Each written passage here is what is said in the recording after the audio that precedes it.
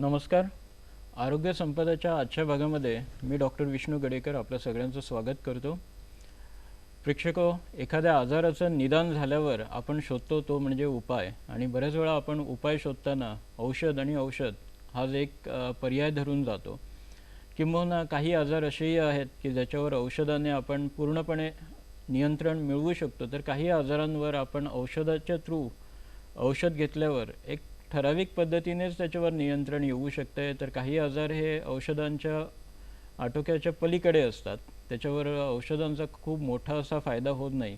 तर काही ढोबळ मनाने आपण जर असं विचार केला तर आजार हे आपण दोन प्रकारे विभागू शकतो. एक म्हणजे औषधांवर बरे होणारे किंवा नियंत्रित ठेवता येतील असे आजार, आणि दुसरे पर्याय म्हणजे आपण काही वेळा अशा आजारांवर शस्त्रक्रिया म्हणतो किंवा सर्जरी म्हणतो, ह्या प्रकारचे आजार ज्यांना आपण सर्जिकल आजार म्हणतो. काही आजारांमध्ये हे पूर्णतः शस्त्रक्रियाच गरजेची असते, ज्याला आपण सर्जिकल इलनेसेस म्हणतो, किंवा ज्यांच्यासाठी सर्जरी हा एकमेव किंवा प्रथम उपचारच ठरतो. तर सर्जरी जेव्हा आपल्याला सांगितली जाते तर प्रत्येक वेळी ज्यावेळी सर्जरी सजेस्ट केली जाते त्यावेळी आपल्या मनात उत्पन्न होते ती म्हणजे भीती, आणि ही भीतीच नेमकी मुळात काढून टाकण्यासाठी आजच्या कार्यक्रमाचा हा खाटाटोप आहे. सर्जरी ही एक वैद्यकीय शास्त्रामधली सगळ्यात फास्ट प्रगती करणारी, सगळ्यात फास्ट डेव्हलपिंग अशी ब्रांच आहे. किंबहुना जगभर जे काय सर्जरीमध्ये नवनवीन प्रयोग होत आहेत ते आपल्या भारतामध्येही, आता जग हे खूप छोटं झालेलं आहे त्यामुळे भारतामध्येही ते लगेच उपलब्ध असतात. आपल्या दारोदारी हे आज पद्धती उपलब्ध आहेत. त्यातलाच एक प्रकार आहे की मिनिमल ॲसेस सर्जरी ज्याला म्हणतो आपण, म्हणजे कमीत कमी चीर देऊन आपण ज्या सर्जरीज करू शकतो अशा काही सर्जरीज. तर नेमका ह्याच विषयावर आपल्याबरोबर आज आपल्या स्टुडिओमध्ये आपल्याला याविषयी अजून माहिती करून देण्यासाठी आपण बोलवलेले आहोत डॉक्टर वर्धन भोबे सर यांना. तर डॉक्टर वर्धन भोबे हे गोव्यातील एक नामवंत शल्यविशारद किंवा आपण सर्जन म्हणू शकतो, ऑन्को सर्जन, आणि खास त्यांची जी लॅप्रोस्कोपी आणि रोबोटिक सर्जरीवर एक असं विशेष प्रभुत्व आहे. डॉक्टर वर्धन भोबे यांना पोस्ट ग्रॅज्युएट सर्जरीमध्ये गोल्ड मेडलिस्ट मिळवलेले असे डॉक्टर आहेत. गोव्यातील बऱ्याचशा नावाजलेल्या IMA सारख्या संस्था आणि इतरही सामाजिक संस्थेचं त्यांनी प्रेसिडेंट म्हणूनही काम केलेलं आहे. सामाजिक त्यांचं योगदानही तेवढंच मोठं आहे. पणजीमधील विजडम हॉस्पिटलचे ते डायरेक्टर आहेत, आणि आज आपल्याला आपल्या स्टुडिओमध्ये सर्जरी ह्या विषयावर आणि खास करून लॅप्रोस्कोपी आणि रोबोटिक सर्जरीविषयी अधिक माहिती करून घेण्यासाठी आपण त्यांना आज आमंत्रित केलेलो आहोत. तर सर नमस्कार. आपलं गोवा दूरदर्शनच्या वतीने आणि आमच्या प्रेक्षकांच्या वतीने तुमचं स्वागत. सर, नेमकं मिनिमल ॲसेस सर्जरी जी आपण म्हणतो किंवा बिन टाक्याचं ऑपरेशनही बऱ्याच वेळा म्हटलं जाते मोस्टली, तरी सर्जरी म्हणजे नेमकं काय, कुठे कुठे त्याचा वापर करता येतो आणि याचे काही फायदे आहेत? सो ॲक्च्युली सर्जरी म्हणजे काय, जे कुठची पण सर्जरी करत आलो आहो पाठच्या किती वर्षात, ते सर्जरीमध्ये सगळ्यात पहिलं इम्पॉर्टंट गोष्ट काय आहे की आम्हाला सगळं दिसायला पाहिजे, विजन असायला पाहिजे. त्याच्याकरता पहिली लॅप्रोस्कोपिक सर्जरी किंवा मिनिमल ॲक्सेस सर्जरी नसायची. सो पहिली आपण ओपन सर्जरी करायचो. तर ओपन सर्जरीमध्ये फुल मोठं मोठं इन्सिजन देऊन ते आतमध्ये बघायचं, त्याच्याप्रमाणे बरोबर विजन मिळायचं आणि त्याप्रमाणे आपण ऑपरेशन करायचो. तो हळूहळू जवळजवळ 1990 म्हणजे तेव्हा ह्या प्रकारचा शोध झाला लॅप्रोस्कोपिक सर्जरी, त्यालाच आपण मिनिमल ॲक्सेस सर्जरी म्हणतो. सो त्याच्यात काय झालं की छोटेसे इन्सिजन देऊन पहिला मी टेलिस्कोप घालायचो, आणि टेलिस्कोप घातला तर पुरे नाही होतं, त्याच्यात स्पेस असायला पाहिजे, कारण आम्हाला ते ऑर्गन्स दिसायला पाहिजे आतमध्ये. सो तो कार्बन डायऑक्साईड गॅसचा शोध झाला, आणि तो मग जेव्हा आम्ही घातला तो आतमध्ये खूप स्पेस मिळायचा, आणि त्या स्पेसमधून मग आम्हाला सगळे ऑर्गन्स दिसू लागले. सो ते ऑर्गन्स जे दिसतात त्याप्रमाणे गॉल ब्लॅडर, अपेंडिक्स, हर्निया, वेगवेगळे ऑर्गन्स आपण शस्त्रक्रिया करू शकतो. सो छोटेसे इन्सिजन म्हणजे 1 सेंटीमीटर किंवा त्याच्याहून छोटे, मे बी 5 मिलीमीटर इन्सिजन देऊन आपण ते ऑपरेशन करू शकतो. आणि हे इन्सिजन छोटे असलेल्या कारणाने त्याला टाकेसुद्धा घ्यायचे लागत नाही. आम्ही आतोआत ॲब्झॉर्बेबल स्टिचेस घेतात आणि ते सर्जरी पारित्या करतात. सो ह्याला अजिबात स्कार येत नाही बिकॉज ऑफ दिस मायनर हे. पहिली कसं असायचं की लांबच्या लांब इन्सिजन दिलेल्या कारणाने इन्सिजन मोठं व्हायचं, सो तो भरपूर स्कार सुद्धा भरपूर मोठा असायचा. सो भरपूर आता टाके पण पेशंट पडायचे आणि भरपूर टाके टाक्याचं पण पडायचे. मग तो सो आता एक पेशंटने uncertain. बघायचा प्रयत्न सुद्धा केला की कुठे स्कार आहे ते एकदा दिसत नाही. बरोबर बरोबर. कारण काहीशा व्यक्तींना आम्ही जेव्हा ॲज अ डॉक्टर म्हणूनही चेक करतो तर पोटावर किंवा बरेचसे जुने मोठे स्कार पण असतात. सर ह्या मिनिमल ॲसेस सर्जरी जी आपण म्हणतो याचाच भाग आपण लॅप्रोस्कोपी म्हणता येईल किंवा रोबोटिक सर्जरी हा पण त्याचाच भाग आहे ना? हो. सो पहिली आली ओपन सर्जरी, त्याच्यानंतर थोडी ॲडव्हान्स आलं आणि मग लॅप्रोस्कोपिक सर्जरी आली आणि आता आणखी ॲडव्हान्स होऊन ती रोबोटिक सर्जरी झाली आहे. So difference between laparoscopic surgery आणि रोबोटिक सर्जरी काय?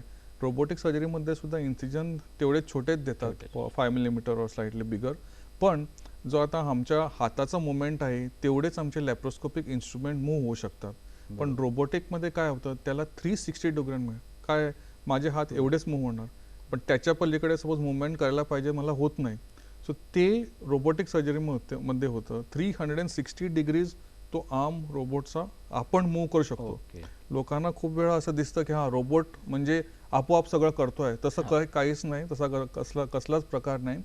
सर्जन कन्सोलवरती बसलेला असतो, त्याच्यात तो आपले मुवमेंट्स करतो कन्सोलवरती आणि ते मुवमेंट्स 360 डिग्रीज टर्न होऊन त्याच्यावरून जास्ती थोडे जातात.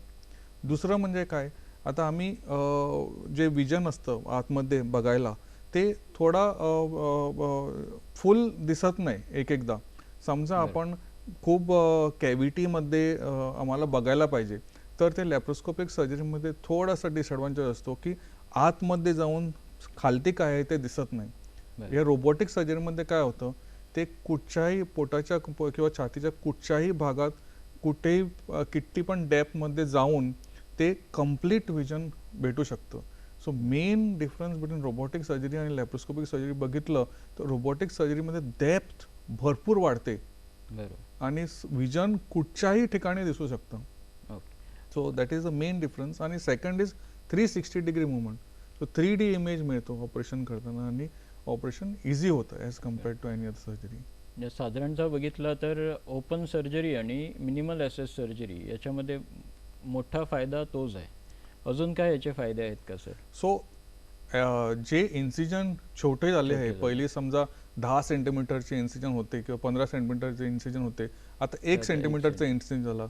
सो 1 सेंटीमीटर किंवा त्याच्या कमी इन्सिजन दिला झालेल तर पेशंटला डेफिनेटली एक म्हणजे पेन भरपूर कमी होणार. बरोबर. ऑपरेशनच्या नंतर आणि इव्हन पोस्ट ऑफ रिकव्हरी जेव्हा पेशंटची होते आणि पेशंट घरी जातो तेव्हा पेन भरपूर कमी होतं, दुखापत अजिबात नाही म्हटल्यासारखं आहे. दुसरे म्हणजे ब्लिडिंगचे चान्स आहे ते आपण आरामात कंट्रोल करू शकतो. जे काय इन्स्ट्रुमेंट्स असतात त्याच्यात ब्लिडिंग खूप मिनिमल होतं आणि त्याच्यात कंट्रोल बरा होतो. सो ह्याच्यात ऑपरेशनच्या टाईमचं ब्लिडिंग एकदम मिनिमल असतं, जवळजवळ नाहीच असं म्हटलेलं सुद्धा चालेल. मग मोस्ट इम्पॉर्टंट काय, पेशंट ऑपरेशनला आले तर फर्स्ट क्वेश्चन आजकाल काय फास्ट लाईफ आहे, पेशंटना घरी जास्ती दिवस राहायचं नाही, 1 दिवस ऑपरेशन झालं म्हणजे केव्हा आपण ऑफिसमध्ये जाऊ, तो मेन क्वेश्चन असतो. सो लॅप्रोस्कोपिक सर्जरी जी रिकव्हरी फास्ट होते त्याच्या कारणाने पेशंट 2 दिवसात एकदा ऑफिसमध्ये जाऊ शकतो. सो पेशंट आला, फ्रायडे किंवा सॅटर्डे ऑपरेशन झालं, मंडे पेशंट परत ऑफिसमध्ये जाऊ शकतो. सो ह्याच्यात रोड टू रिकव्हरी पेशंटची एकदम बरी असते आणि फास्ट रिकवर होतं. सो हे मेन ॲडव्हान्टेज आहे लॅप्रोस्कोपिक सर्जरीचे. आणि प्लस आणखी काय असतं, जेव्हा आम्ही इन्सिजन देऊन ऑपरेशन करतो तेव्हा आम्हाला तोच भाग दिसतो, आम्हाला त्याच्या पलीकडे एकदा सारखं दिसत नाही. लॅप्रोस्कोपिक सर्जरीचे ॲडव्हान्टेज म्हणजे काय, ते भाग दिसतो ते दिसतोच, प्लस आम्हाला दुसरीकडे सुद्धा सारखं बघायला मिळतं. एकदा त्याला ॲड ऑन काहीतरी दुसरं डिसीज असू शकतं पेशंटला आणि ते सुद्धा डायग्नोज केलं जातं आणि त्याचवेळी ऑपरेशन करायची ॲडव्हान्टेज मिळते. सो ऑल इन ऑल म्हणजे ॲडव्हान्टेजेस बरेच आहे as compare to disadvantages. Plus मला वाटतं की आपल्या जो पोस्ट सर्जरी इन्फेक्शनचे जो रेट आहे तो जवळजवळ 0 झाला, ऑलमोस्ट कमी झाला. सर लेझर सर्जरी पण ह्याच प्रकारात येते काय का? लेझर सर्जरी वेगळी आहे आणि त्याच्यामध्ये काय डिफरन्स? तसे 10-15 वर्ष पहिली जर तुम्ही हा प्रश्न विचारलेला असता तर कदाचित हा क्वेश्चन सेम, म्हणजे लेझर सर्जरी आणि लॅप्रोस्कोपिक सर्जरी सेमच ऑपरेशनला म्हणतात. पण आता काय झालं आहे, लेझर सर्जरीमध्ये भरपूर वेगळ्या प्रमाणे यूज झालेला आहे. सो लेझर जे आहे ते piles operation, fissure operation, fistula, pilonidal sinus plus cosmetic gynaecology, ENT surgeons, नाकात काय पॉलिप असलं त्याला लेझर. सो आजकाल तसले तऱ्हेचे लेझर ऑपरेशनमध्ये खूप यायला लागले आहे. सो ती लेझर सर्जरी जो आम्ही म्हणतो ते वेगळं आहे, पण सहसा जे पेशंट विचारायला येतात ऑपरेशनला की हां डॉक्टर हे लेझर सर्जरीमध्येच होणार की नाही. सो त्यांचा क्वेश्चन असतो की मिनिमल ॲक्सेसमध्ये होणार की नाही. बरोबर. सो एका दृष्टीने ते it can be equated to laparoscopic surgery, but lasers as such is become a different branch in surgery. So त्याचे युजेस आता वेगळेच आहे. बरोबर. त्यांचे युजेस सुद्धा जवळजवळ सिमिलर टू लॅप्रोस्कोपिक सर्जरी आहे. जसं मी पहिली कट करायचो, लेझरमध्ये आम्ही जाळून टाकतो, त्याच्याकरता कटिंग आणि पेन, ब्लिडिंग सगळे चान्सेस कमी झालेले असतात. डॉक्टर वर्धन भोवे हे लॅप्रोस्कोपी आणि रोबोटिक सर्जरीमध्ये गोव्यात ही पद्धत आणण्यामध्ये यांचा एक सक्रिय असं सहभाग आहे आणि ते याच्यात अजूनही तेवढेच सक्रिय असं कार्य करत आहेत. तर सर, लॅप्रोस्कोपी आणि रोबोटिक सर्जरीमध्ये कोणकोणती ऑपरेशन्स आपले म्हणजे करता येतात आणि कोणती ऑपरेशन्स तिथे लिमिटेशन्स वगैरे काय आहेत काय, तर आणि स्कोप काय आहे त्याचं असं? हो. सो पहिलीचे जे ओपन ऑपरेशनमध्ये करायचो ते म्हणजे आता सगळे ऑपरेशन जवळजवळ लॅप्रोस्कोपी करायला येते. पण जसं मी तुम्हाला पहिलेच क्वेश्चनमध्ये सांगितलं होतं की लॅप्रोस्कोपिक सर्जरीमध्ये आम्हाला स्पेस हवा होतो. सो ज्या ऑर्गनमध्ये स्पेस नाही त्या ऑर्गनमध्ये आपण लॅप्रोस्कोपिक सर्जरी करू शकत नाही. जसं खूप वेळा पेशंट येतात ब्रेस्टमध्ये लंप असतं, सो त्या पेशंटला लॅप्रोस्कोपिक सर्जरी करता येत नाही, त्यांना ओपन सर्जरीच करावी लागेल अजूनपर्यंत तरी. कदाचित आणखी 10-15 वर्षात काय शोध येईल आणि ते आम्ही कदाचित यूज करू शकेल. बट अदरवाईज ॲबडॉमिनल सर्जरी, पोटात जे काही अवयव आहे जसे गॉल ब्लॅडर, हर्निया, अपेंडिक्स, एकदा आम्हाला हायटस हर्नियाचा रिफ्लक्स असतो, हे सगळे सर्जरीज आता लॅप्रोस्कोपीमध्येच करतात आणि करायला सुद्धा पाहिजे, कारण याचे ॲडव्हान्टेजेस भरपूर आहे. दुसरं म्हणजे गायनेक क्षेत्रात खूपशे सर्जरी जसे हिस्ट्रॅक्टमी, जे मोठं ऑपरेशन आहे ते ऑपरेशन सुद्धा लॅप्रोस्कोपीमध्ये होऊ शकतं. ओवेरियन सिस्ट, एकदा ट्यूबमध्ये प्रेग्नन्सी ती फुटलेली असते, ब्लिडिंग होतं, ते सुद्धा लॅप्रोस्कोपिक सर्जरीमध्ये करू शकतो. थर्ड इंडिकेशन जे चेस्टमध्ये आता ट्युमर्स वगैरे असतात, ते जे पहिले ऑपरेशन मोठं ऑपरेशन करून ते रिप कट करावे लागते आणि भरपूर पेन होतो पोस्ट ऑपरेटिव्ह, ते सुद्धा आजकाल लॅप्रोस्कोपिक सर्जरीमध्ये होतं. मग थायरॉइड सर्जरी, तो एवढा मोठा आम्ही स्कार द्यायचो त्यांना, सो ते सुद्धा आता आपण लॅप्रोस्कोपिक सर्जरीमध्ये करू शकतो आणि स्कार अजिबात नेकमध्ये पेशंटला दिसत नाही. आणि खूप वेळा पेशंटच्या मनात असतं की कॅन्सर सर्जरी पोटात असेल तर मग लॅप्रोस्कोपी करू शकतो, डेफिनेटली करू शकतो, आणि त्याचा परिणाम जवळजवळ is more advantages than open surgery. So असं काहीच नाही की कॅन्सर सर्जरी पोटातली आपण लॅप्रोस्कोपीमध्ये करू नाही शकत. जेवढी सर्जरी मोठी असते तेवढीच लॅप्रोस्कोपिक आणि रोबोटिक सर्जरीमध्ये बरी होते आणि पेशंटची रिकव्हरी सुद्धा एकदम बरी होते as compared to open surgery.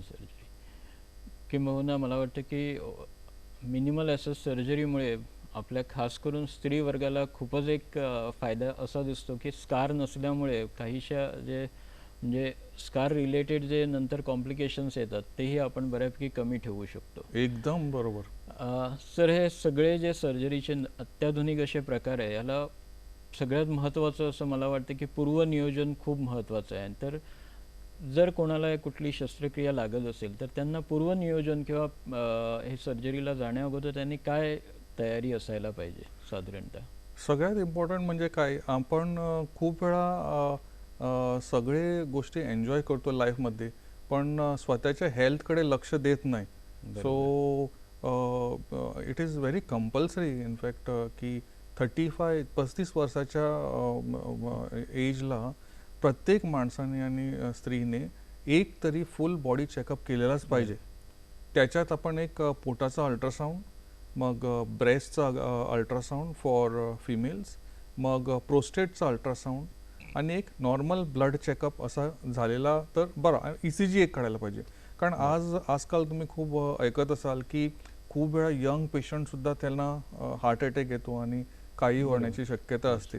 So 35 years म्हणजे 35 वर्षाच्या वयात एक तरी फुल बॉडी चेकअप करायला पाहिजेच. आणि असे खूपसे पेशंट माझ्याकडे येतात ज्यांना महिने त्रास असतात, जसे ॲसिडिटी. खूप वेळा ते म्हणतात की ॲसिडिटी आहे. पण 2-3 वर्षाच्या नंतर आलेल्यानंतर एकदा अल्ट्रासाऊंड केला की त्यांना कळतो की ॲसिडिटी नाही, हे गॉल ब्लॅडर स्टोनचे प्रॉब्लेम आहे. सो असे सिम्पटम निग्लेक्ट होतात. थोडे तर पेशंट येतात की त्यांना ब्लिडिंग आहे संडासून, आणि ते निग्लेक्ट करतात. आणि मग 2-3 महिन्याच्या नंतर आल्यानंतर आपण टेस्ट करतो, त्यांना कोलोनोस्कोपी करावी लागते. त्याच्यात कळतं की कॅन्सरचे प्रमाण असू शकतं. सो गोव्यात तसे हेल्थ सिनारिओ बरा आहे. खूपसे लोक लवकर येतात टेस्ट करायला, पण तरीसुद्धा ऑलमोस्ट 15 ते 20% असे पेशंट असणार जे आपले हेल्थचे सिम्पटम्स निग्लेक्ट करतात आणि ते जास्ती होतात आणि मग कॉम्प्लिकेशन होऊन ते येतात. कॉम्प्लिकेशन झालं की काय होतं, एक म्हणजे जी सर्जरी प्लॅन्ड असते तशी करायला भेटत नाही. दुसरं म्हणजे कॉम्प्लिकेशन व्हायचे चान्स जास्ती असतात, ब्लिडिंग व्हायचे चान्स जास्ती असतात, इन्फेक्शन व्हायचे चान्स जास्ती असतात. सो ऑलवेज म्हणजे पहिली सपोज आपण आपले हेल्थ सिम्पटम्स नोट केले आणि आपण थोडे बेसिक टेस्ट केले तर कदाचित मला वाटत नाही की पेशंटला कॉम्प्लिकेशन होऊन कोणी येणार. बेसिक टेस्ट 35 इयर्सवर एक तरी करायलाच पाहिजे. आणि आपले सिम्पटम जे काय आहे, छोटे सिम्पटम सुद्धा असू द्या, त्यांना इव्हॅल्युएट करायलाच पाहिजे. डॉक्टरने एकदा बघायलाच पाहिजे आणि सांगायला पाहिजे ओके असं असू शकतं. बरोबर. कारण बऱ्याच वेळा भीतीपोटी बरेच लोक जात नाही डॉक्टरकडे, आणखी हे काहीतरी वेगळं निघणार आणि मग हे पडणार. पण खरंच या कार्यक्रमामार्फत सांगावं असं वाटतं की prevention is always better than cure, जसं आपण म्हणतो. तर काही सर्जिकल आजारसुद्धा आपण साध्या सोनोग्राफीवर कळून येऊ शकतात. काही आजारांचे तर काही खास असे सिम्पटम्स पण दिसून येत नाहीत, पण एक सोनोग्राफी केली तर तिथे आपल्याला गॉलस्टोन आहे किंवा जो पित्ताशयाचे खडे म्हणतो आपण, ते दिसून येऊ शकतात. आपण त्याच्यावर एक त्या वेळेत त्याच्यावर उपाय करू शकतो. डॉक्टर, हा जो सगळा लॅप्रोस्कोपी आणि हा जो आहे, हा सगळा पूर्वनियोजन करून केलेला हा सगळा सर्जिकल किंवा शस्त्रक्रिया आहेत. तर इमर्जन्सीमध्ये पण ह्या रोबोटिक सर्जरी म्हणा किंवा लॅप्रोस्कोपीचा तेवढाच फायदा होऊ शकतो काय, म्हणजे इमर्जन्सी केसेसमध्ये? हो. सो इमर्जन्सी केसेसमध्ये काय जास्ती असतं as compared to normal patient. एक म्हणजे आतमध्ये पोटात इन्फेक्शन झालेलं असतं किंवा ब्लिडिंग झालेलं असतं. सो त्याच्यात एकदा विजन बघायला थोडा त्रास होतो. पण सुरुवातीला ते सगळं साफ केलं आणि मग हळूहळू करून केलं तर सुद्धा लॅप्रोस्कोपिक सर्जरी व्यवस्थितरित्या होऊ शकते. इनफॅक्ट मी म्हणू शकतो की after doing so many surgeries, emergency surgery is best done by laparoscopic surgery as compared to open surgery. कारण ओपन सर्जरीमध्ये जसं तुम्ही म्हटलं, इन्फेक्शन, ब्लिडिंग, पेन हे चान्सेस भरपूर जास्ती असतात. दुसरं म्हणजे एकदा लॅप्रोस्कोपिक सर्जरी करून बघितली कसं आहे आतमध्ये सिच्युएशन, आम्ही केव्हाही ओपन सर्जरी करू शकतो. सो पहिलीच ओपन सर्जरी करायचं गरजच नाही. फर्स्ट लॅप्रोस्कोपिक सर्जरी करून बघायची कशी काय आहे सिच्युएशन, काय आहे, करू शकतो. तो जवळजवळ 80-90% चान्स आहे की आपण करू शकतो. 10-20% चान्स आहे आपण शायद ओपन सर्जरी करावी लागेल. तर त्याप्रमाणे आमचं डिसिजन चेंज होऊ शकतं. पण असं काहीच नाही की इमर्जन्सी सर्जरी लॅप्रोस्कोपिकमध्ये होऊ शकत नाही. इनफॅक्ट आमच्या सेंटरवरती आपण सगळे पेशंटला कन्व्हिन्स करतो आणि पेशंट तयारही होतात एकदा त्यांना सारखं सांगितलं की असं असं आहे. आणि कारण ओपन सर्जरीपेक्षा ह्या पद्धतीचे बरेचसे फायदेच आहेत किंबहुना. आणि सांगायला प्राऊड वाटतं की गोव्यामध्ये रोबोटिक सर्जरीचं सुरुवात करणं हे डॉक्टर वर्धन भोबे सरांनीच रोबोटिक सर्जरी आपल्यापर्यंत आणलेली आहे. तर गोव्याच्या दृष्टीने सर रोबोटिक सर्जरीचा तुमचा काय व्ह्यू आहे? अजूनपर्यंत जे सर्जरीज आहेत किंवा तुम्ही हा जो एक नवीन प्रकार गोव्यात आणला आहे, तर त्या बाबतीत तुमचं काय मत? ॲक्च्युली यांचं श्रेय पहिले डॉक्टर केदार पडतेंना द्यायला पाहिजे. He is like a god to भरपूर आमचे यंग सर्जन्सला ते देवासारखे आहे. सो त्यांनी ॲक्च्युली पहिली आम्हाला ट्रेनिंगसाठी पाठवलं, कारण त्यांचा जोश असा आहे की काही होऊन दे पण तुम्ही नवीन नवीन सर्जरी शिकायलाच पाहिजे. सो त्यांच्या ताकदीप्रमाणे आम्ही सगळेजण शिकायला गेलो पहिले.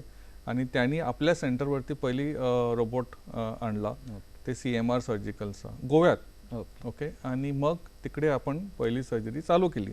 मग ती सर्जरी आम्ही 2-3 हॉस्पिटलमध्ये नेली आणि त्याच्यानंतर आता जवळजवळ रुटीनली ऑपरेशन होतात.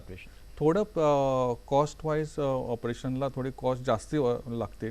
टाईमही थोडा सेटिंग करायला, हे करायला, ते करायला सुरुवातीला जास्ती लागतो. कारण काय, कसली प्रक्रिया सपोज नवीन आपण करतो तर त्याला शिकायला आणि सगळ्या स्टाफला ट्रेन करायला टाईम लागतोच. सो एकदा 10 ते 15 सर्जरी झाल्या मग सर्जरी जवळजवळ सेम पहिली दुसऱ्या सर्जरीसारखी फास्ट होऊन जाते. सो आता रोबोटिक सर्जरी जवळजवळ आपण रुटीनली यूज करतो आहे. जे काही पेशंट्स अफोर्ड करू शकतात किंवा आम्हाला सांगतात नाही आम्हाला रोबोटिक सर्जरीमध्येच करायला पाहिजे, किंवा डिफिकल्ट सर्जरी असली जी आम्हाला माहीत आहे की ओपन सर्जरीचा परिणाम बरा होणार नाही किंवा लॅप्रोस्कोपिक सर्जरीमध्ये आम्हाला डिफिकल्टी येणार, सो ती पेशंट आपण रोबोटिक सर्जरीमध्ये पोस्ट करू शकतो. अशा कोणकोणत्या सर्जरीज आपण रोबोटिकवर करू शकतो? असे जे आम्ही लॅप्रोस्कोपिक सर्जरीवरती सगळे सर्जरीज करतात ते एकूण एक सगळी सर्जरी रोबोटिक सर्जरीमध्ये करू शकतो. थोड्या सर्जरीज आहेत जे रोबोटिक सर्जरीच एकदम बरी आहे. एक म्हणजे प्रोस्टेट सर्जरी. कारण काय आहे, प्रोस्टेट हा असा ऑर्गन आहे जो एवढ्या दूर म्हणजे डीप असतो तो पोटात की ते लॅप्रोस्कोपिक किंवा आणखी दुसरी सर्जरी तेवढी व्यवस्थित होत नाही जेवढी रोबोटिक सर्जरी होते. कशाला? कारण रोबोट कुठेही पोचतो आणि कुठच्याही अँगलमध्ये मूव्ह होऊ शकतो आणि त्याचे मुवमेंट्स एकदम बरे असतात, ज्याच्या कारणाने प्रोस्टेट सर्जरी एकदम व्यवस्थित होते. दुसरं म्हणजे जे कसले ऑपरेशन्स डिले होतात आणि ते सगळे चिकटलेलं असतं, एक आतडी चिकटलेली असते किंवा लिव्हर चिकटलेलं असतं, त्या सर्जरीमध्ये रोबोटिक सर्जरीमध्ये व्यवस्थितरित्या आरामात सगळं साफ करू शकतो आणि ती सर्जरी आणखी बरी होऊ शकते. सो प्रत्येक जी लॅप्रोस्कोपिक सर्जरी होऊ शकते ह्याच्यात प्रत्येक सर्जरीमध्ये रोबोटिक सर्जरी यूज करू शकतो आणि ती आणखी बरी होऊ शकते. डॉक्टर वर्धन भोबे यांच्याकडून आपण बरीचशी माहिती करून घेतलेलीच आहे लॅप्रोस्कोपी आणि रोबोटिक सर्जरीबद्दल. तर मला डॉक्टरांना थोडंसं याच्यातून थोडंसं एक वेगळा प्रश्न विचारायचा आहे आणि जो सर्वसामान्यांच्या डोक्यात मला वाटतं 1000 वेळा तरी येतो ज्यावेळी एखादी सर्जरी आपण प्लॅन करतो त्यावेळी, आणि तो म्हणजे डायबिटीस आणि सर्जरी यांचं जे रिलेशन आहे किंवा त्याच्याबद्दल समज आहेत, गैरसमज आहेत, भरपूर काही गोष्टी आहेत. तर नक्कीच आपल्याला आवडेल की डॉक्टर वर्धन भोबे यांच्यानी त्याच्यावर थोडासा प्रकाश टाकावा. सो डायबिटीस म्हणजे काय? ज्याची शुगर हाय होते, टेक्निकली त्यांना ज्याची शुगर हाय असते त्यांना इन्फेक्शन व्हायचे चान्स जास्ती असतात. तर समजा आपण ओपन सर्जरी त्या पेशंटमध्ये प्लॅन केली तर इन्सिजन मोठं असलेल्या कारणाने इन्फेक्शनचे रेट जास्ती असतात. सो डायबिटिक पेशंटला जेव्हा ओपन सर्जरी करतो तेव्हा 100% कॉम्प्लिकेशनचे चान्स जास्ती असतात. वेरेज जेव्हा आपण लॅप्रोस्कोपिक सर्जरी करतो तेव्हा इन्सिजन आमचे खूपच छोटे असतात. तर त्याच्यात इन्फेक्शन कमीसुद्धा म्हणजे म्हणता येणार नाही, ऑलमोस्ट क्लोज टू 0% चान्स असतात इन्फेक्शन व्हायचे. सो ह्या पेशंटला बरोबर कंट्रोल करतात आपण. 1-2 दिवस पेशंटला पहिली ॲडमिट करून शुगर टोटली कंट्रोल करतो आणि त्याच्यानंतर मग सर्जरीला प्लॅन करतो. पण इनफॅक्ट डायबिटीस पेशंटला लॅप्रोस्कोपिक सर्जरी खूप बेटर आहे as compared to open surgery. Okay. आणि साधारणतः बघायला गेलं तर सर लॅप्रोस्कोपी आणि जी रोबोटिक सर्जरी आहे ती आपल्या गोवा गव्हर्नमेंटचेही काही स्कीम्स आहेत, म्हणजे DDSY आहे किंवा दीनदयाल स्वास्थ्य योजना आहे, प्रधानमंत्री स्वास्थ्य विमा योजना पण आहे.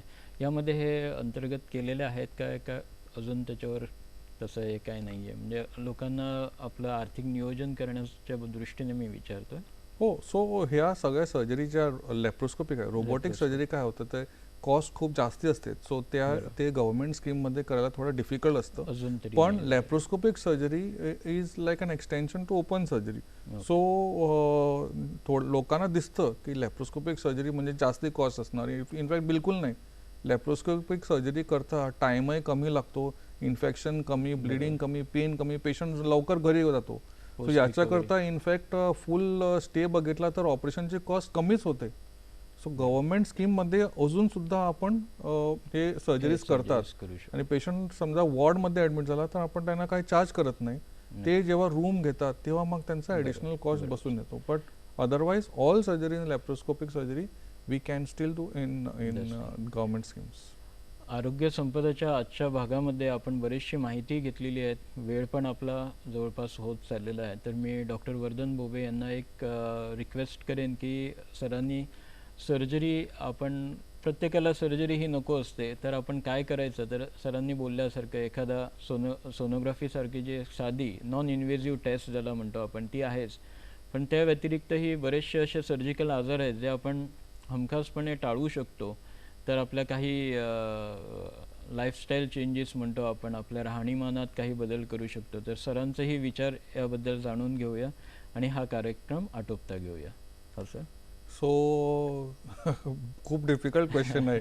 लाईफस्टाईल चेंजेस म्हणजे हे आजकाल खूपच इम्पॉर्टंट आहे. प्रत्येक फॅमिलीमध्ये प्रत्येक माणसाला इम्पॉर्टंट आहे.